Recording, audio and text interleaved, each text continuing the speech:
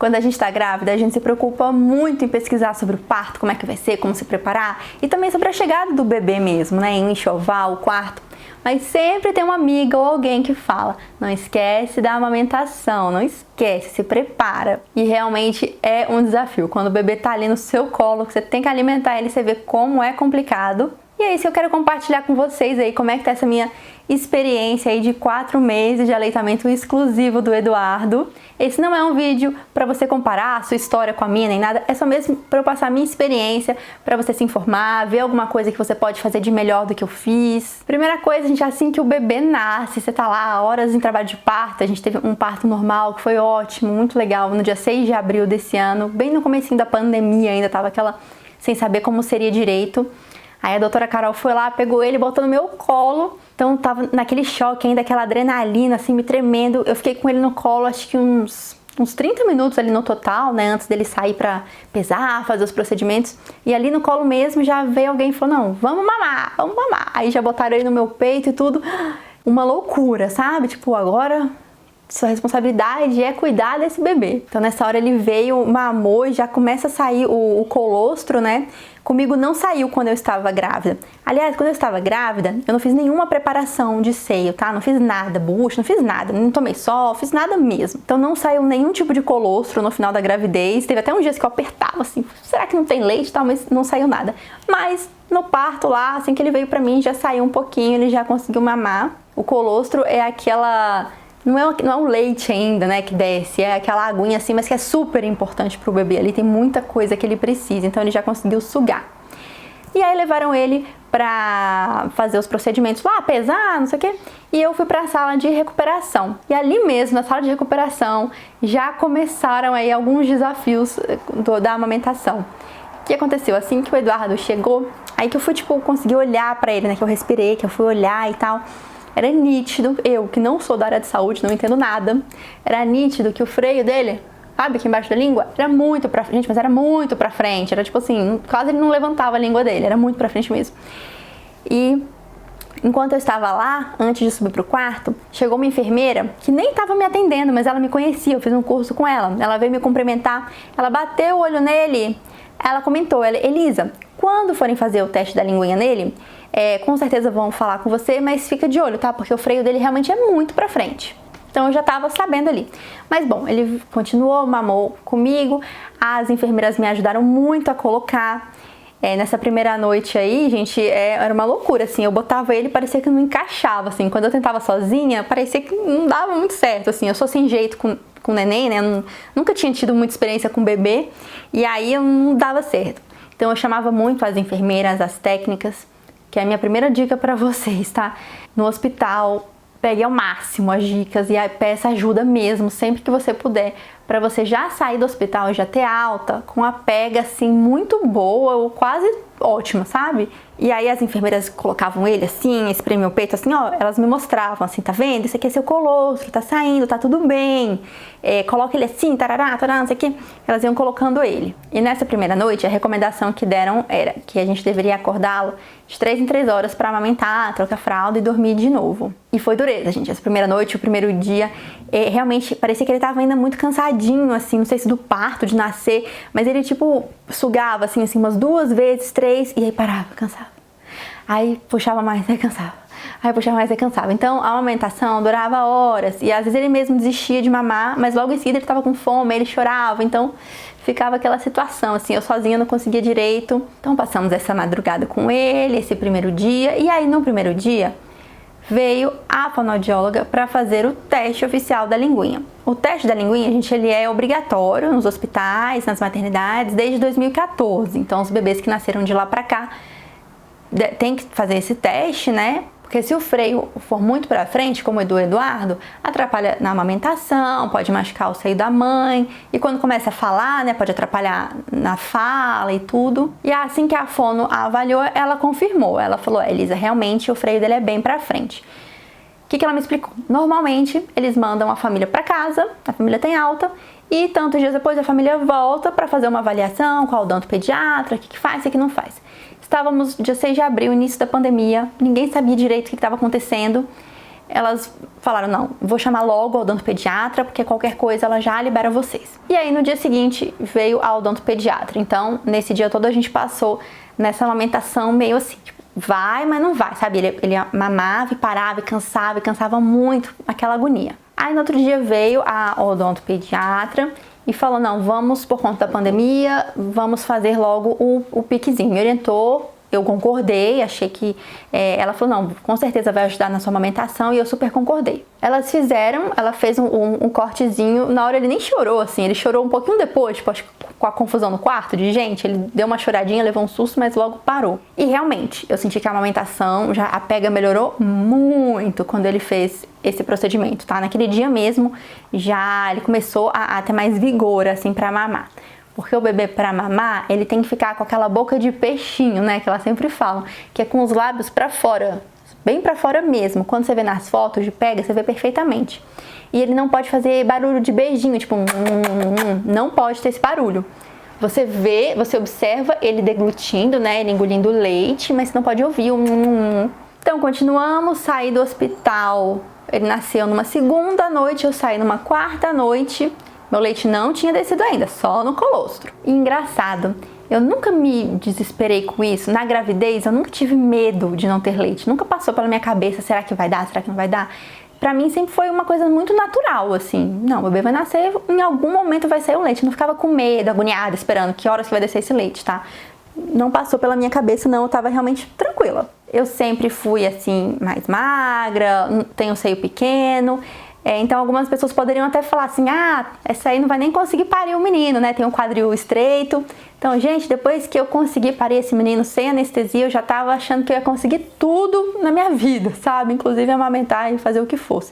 Então, eu não tinha esse medo, não. Em relação ao meu corpo, se eu teria leite ou não, por causa do tamanho do seio, eu nunca tive esse medo, não. E comprovei que realmente não existe isso, tá? Se você tem seio pequeno, qualquer coisa, não se preocupe. Inclusive, até hoje, o meu peito não é de vazar. Eu nunca usei nem absorvente de seio, não é de ficar vazando por aí.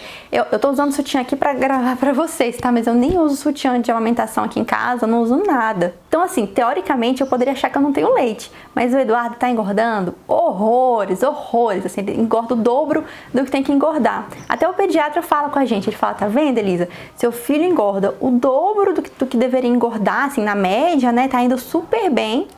Mas uma pessoa desavisada poderia olhar assim para o seu físico, ou pelo fato de não estar vazando leite toda hora e falar, seu leite não é bom, não sei o quê. E é isso que eu te recomendo, não fica ouvindo pitaco dos outros na sua vida. Claro que problemas acontecem, muitas mulheres enfrentam grandes dificuldades para amamentar, não só físicas, como emocionais, vamos falar sobre isso.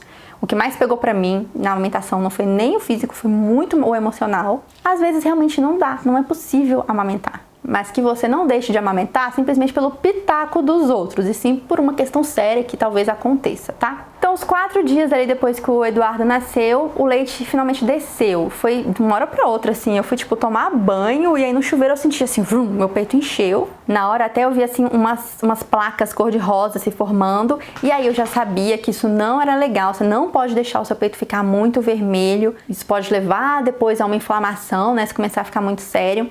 Então eu sabia que o segredo é, bota o bebê pra mamar, vamos mamar, vamos mamar. Ainda mais que o Eduardo nasceu com um pouco de icterícia, então ele tinha que mamar realmente bastante. Então assim, o peito esquentava, eu via alguma placa ali se formando, eu sabia que era na hora, vem, vamos mamar, vamos mamar. Porque como eu falei, meu leite assim, vazava um pouquinho na blusa, ficava um pouquinho, mas nunca foi de tipo, escorrer horrores. Então com muita paciência eu insistia pro Eduardo mamar, assim, mesmo às vezes ele cansado, pegava no sono. Eu usava a técnica das enfermeiras, o bebê no meio de mamar, no meio do peito, ele pegava no sono, eu ia lá, tirava uma meia, tirava outra, tirava a calça, fazia carinho. Mantinha ele acordado de alguma forma até ele esvaziar ali o meu peito pra não deixar ficar vermelho. E nessa de mamar, o peito começa a ficar muito sensível.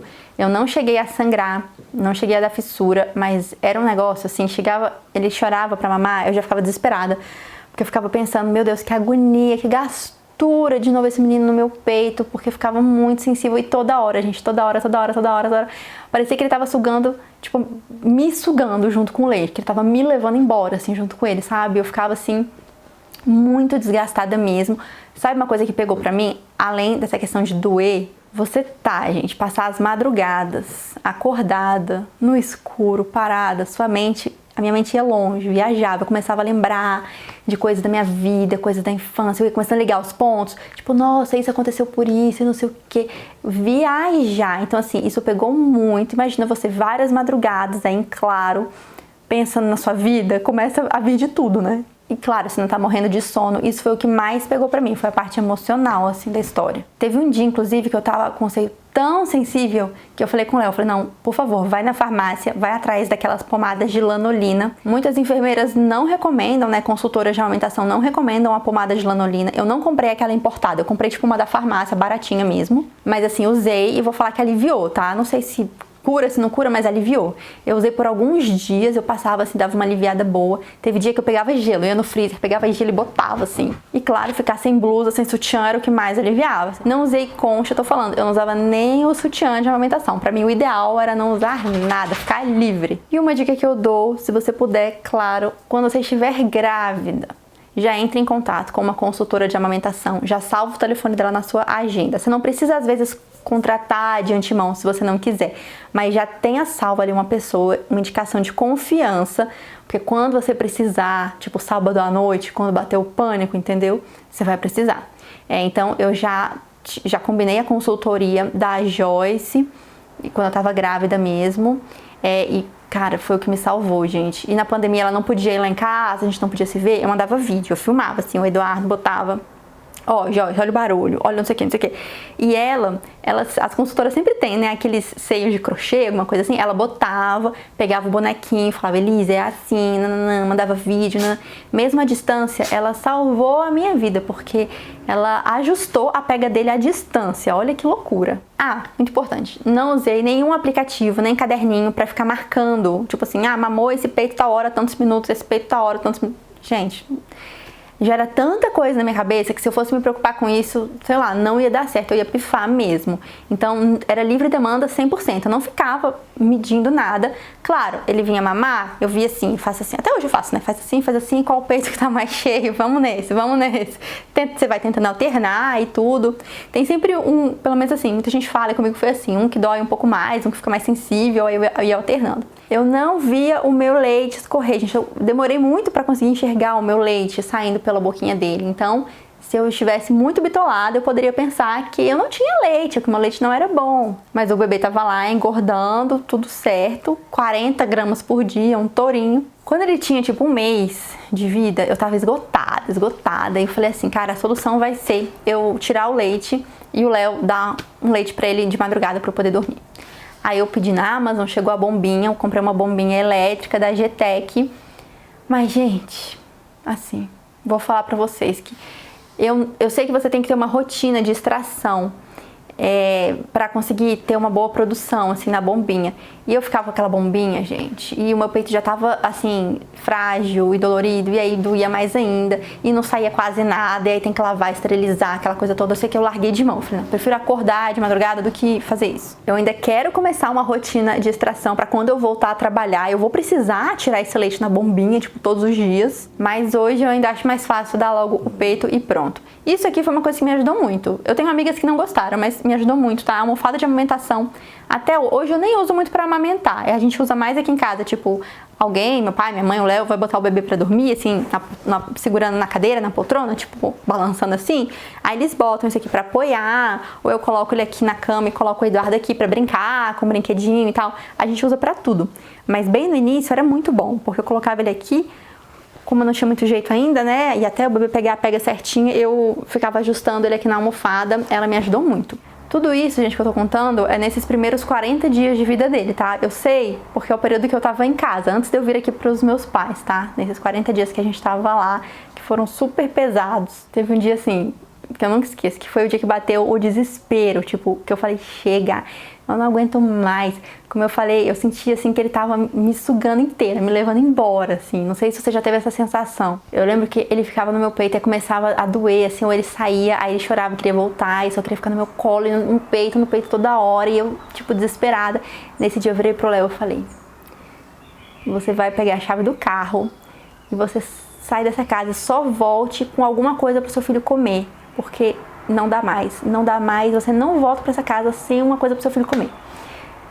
Gente, era tipo domingo, eu acho que era domingo, porque não tinha muita farmácia aberta e tal. E aí, coitado, cara, ele fez uma cara assim, tipo, mas o que eu vou fazer? O que ele vai comer? A gente não tinha perguntado pro pediatra um plano B, não tinha isso. Ele desesperado, eu falei, eu não sei, você pega a chave do carro e vai atrás. O cara da farmácia te fala, você vai atrás. Cara, esse dia foi o pânico. Aí eu fiquei sozinha lá em casa com o Eduardo, assim.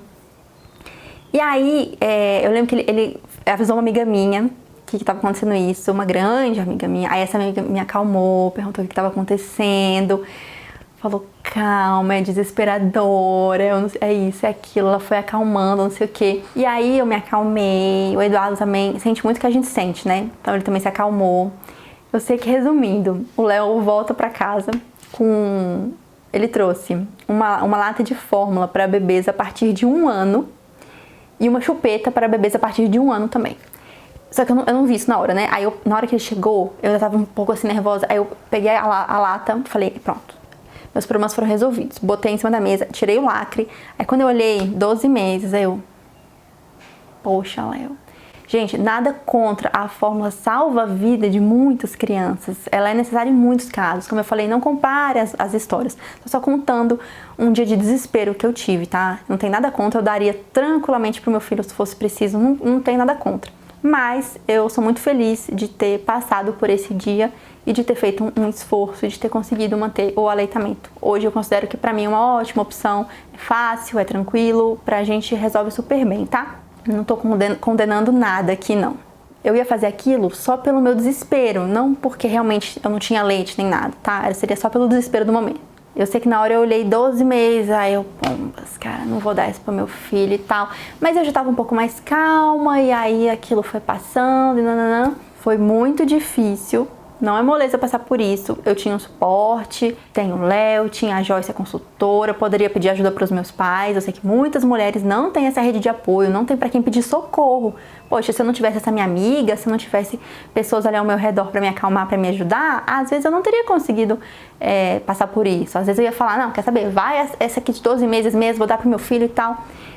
Cada mulher tem uma questão emocional particular, tá passando às vezes por um problema psicológico, alguma coisa mais séria ou não. Se eu tivesse um outro filho, imagina se eu tivesse um outro filho já ali no meu pé e tal, será que eu ia ter esse sangue frio? Não sei, por isso que eu falo, não compare essa história com a de ninguém. Sei que essa lata, inclusive, eu tenho que doar, ela tá até lá no armário até hoje pra me lembrar, assim, que não foi fácil. A chupeta tá lá também, mas a chupeta eu vou guardar. A chupeta, quem sabe, eu use ainda. Não sou contra a chupeta, já tentei várias vezes que o Eduardo usasse, ele odeia. Então peça ajuda, tanto da parte física da pega do bebê, quanto da parte emocional. Cara, pra mim foi muito pesada essa parte. E tem uma parte física da mulher que eu vejo quase ninguém falando e que foi dureza pra mim também. Olha o que aconteceu, gente. Você tá lá, 9 meses grávida, seu corpo sugando tudo que você tem pra dar pro seu filho, pra formar o seu bebê.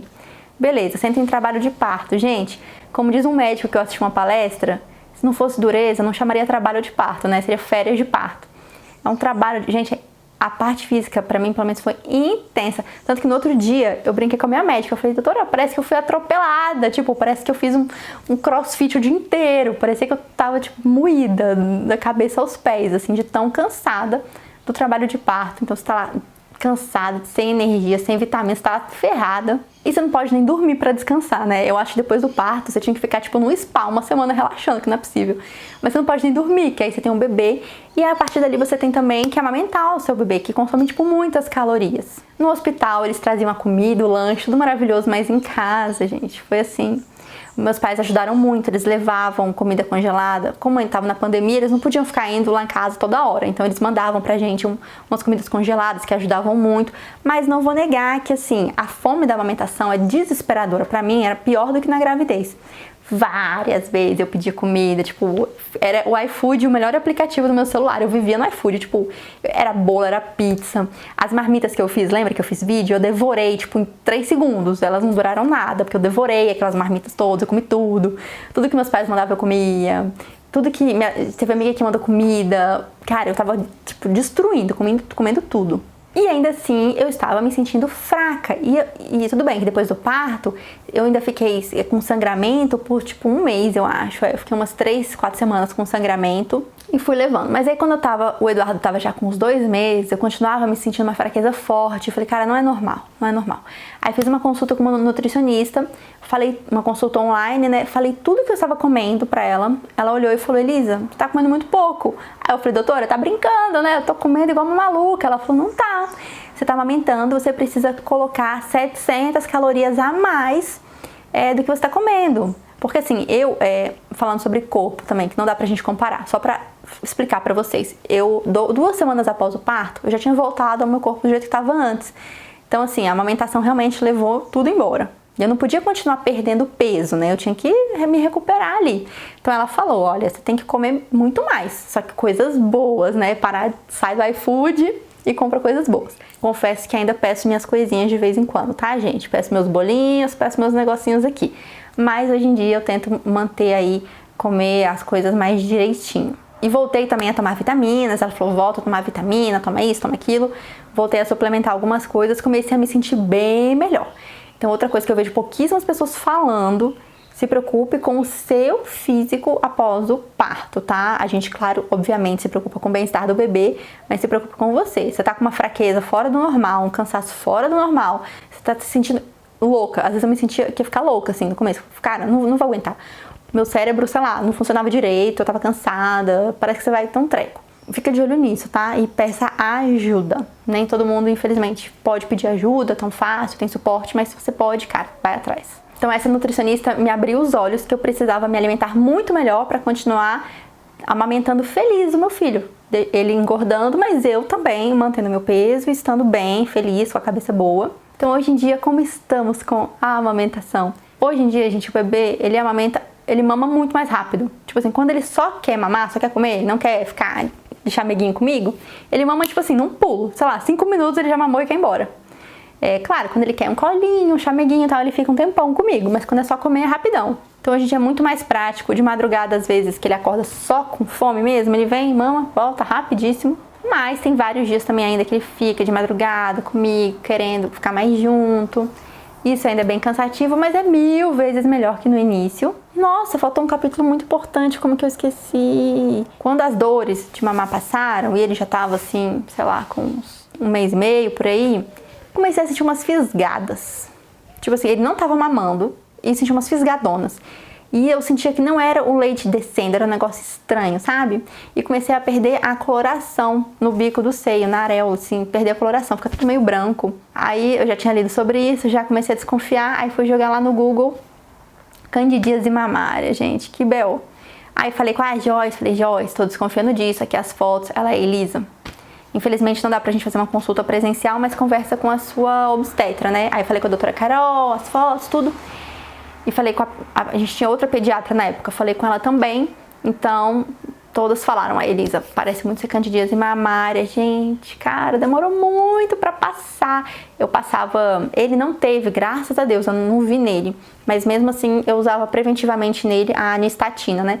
Então eu passava nele, passava em mim, eu tomei também remédio. Um pé no saco, demora muito pra passar. Eu devo ter ficado o quê? Tipo, 4 semanas nesse vai e vem. E olha que eu não usava absorvente, eu mal usava sutiã, mal usava roupa. E ainda assim tive a tal da candidíase mamária. Então hoje assim eu não sinto dor nenhuma, amamento ele tranquilamente. O que eu sinto ainda às vezes, quando eu tô muito cansada, é uma gastura. Tipo, às vezes de noite eu tô muito cansada. Aí ele começa a mamar e já me dá aquele negócio, ai que agonia, tipo, não acaba nunca, vai me dando uma gastura assim. Mas pelo tempo mesmo, pelo cansaço. Agora estamos indo bem, não tenho data, tipo, quando você quer parar de amamentar? Eu não tenho a menor ideia, eu não tenho nenhuma pretensão. Eu tô indo, enquanto for bom pra mim e pra ele. Voltarei a trabalhar, né, com o fim da minha licença maternidade de 6 meses, voltarei a trabalhar, quero tirar o leite na bombinha, não sei como vai ser com a introdução alimentar, realmente não sei. Vocês sabem que eu trabalho até muito tarde da noite, realmente não tenho ideia de como é que vai ficar minha vida, minha rotina, não sei. Espero que a minha história tenha te ajudado de alguma forma, pelo menos para você saber o que pode acontecer, como se prevenir, se informe. Eu acho que a melhor coisa é você se informar, que aí você pode responder os pitaqueiros de plantão. Sabe aquela pessoa nada a ver que vem falar, você fala, não é bem assim não, não é bem assim não.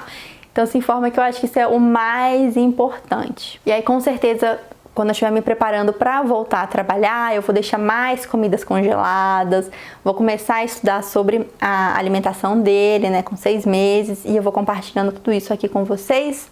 Agora que quero voltar a aparecer toda semana, com uma edição mais caseira, vamos levando aí do jeito que dá. E o Eduardo não apareceu logo no vídeo de amamentação, porque eu só consigo gravar com ele dormindo, gente. A última vez que eu tentei gravar com ele aqui, ele pegou o fio do microfone e fez assim, ó, tá, caiu o tripé no chão. O que vocês acham? Ou seja, não dá, ele tá dormindo agora. Mas se você quer ver fotinhos dele, as fofuras dele, do meu gordinho tão lindo, me segue lá no Instagram, @ElisaLange, que ele sempre dá as caras por lá. Falei demais, né? Um beijo, gente. E ó, agosto dourado, não esquece, o mês de promoção do aleitamento materno. E vou deixar o Instagram da Joyce aqui embaixo também, minha consultora, que ela tem ótimas dicas de amamentação pra você que tá grávida, tá legal? Um beijo!